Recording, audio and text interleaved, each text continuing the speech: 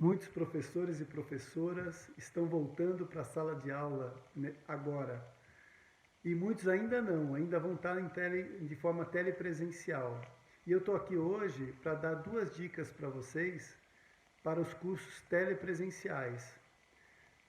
Eu lancei um curso o ano passado sobre relações colaborativas dentro do mundo virtual. E nesse curso eu trago algumas dicas bem importantes. Uma delas de respeito à entrada, ao começo da aula. Que tal começar a sua aula com um check-in, checando como os alunos estão chegando para aquele dia de aula, para aquele bloco de aula. E às vezes crianças e jovens não se sentem muito bem dizendo como está se sentindo, como é que está chegando. Então uma boa dica é usar elementos que possam ajudar as crianças a se desinibirem. Por exemplo, se você fosse uma fruta, que fruta você seria chegando na minha aula hoje? Se você fosse um país, que país você seria? Se ao chegar na minha aula você fosse um animal, que animal você seria?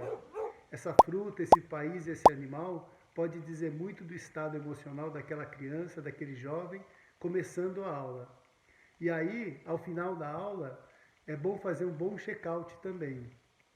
Lembrando aquele animal que você era no começo da aula, aquela fruta que você era no começo da aula, que fruta, que animal, que país você está saindo. Isso também pode ajudar muito a você a perceber o que sua aula transformou em cada um e em cada uma desses jovens. A segunda dica é uma dica bem simples e bem interessante que diz respeito à avaliação da sua aula. Que tal, ao final de um bloco de uma matéria, ao final de uma aula, você fazer uma avaliação de como foi aquele dia, usando 4 elementos da meteorologia?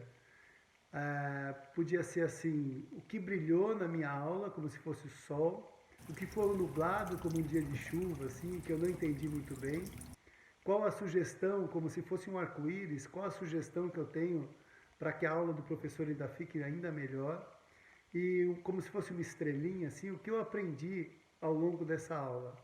Com essa pequena avaliação e talvez dividindo os jovens em grupos pequenos para avaliar e escrever sobre isso, e também usando um método assim de misturar eles de vez em quando, você pode ter boas dicas de como melhorar ainda mais sua aula.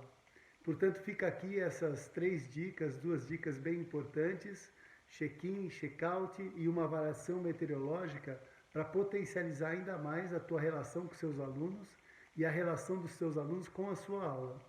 Se você gostou dessa dica, se você gostou desse modelo cooperativo, marque uma pessoa que você gosta, um professor que você admira e desafie ele a também fazer isso na aula. Um abraço e até mais.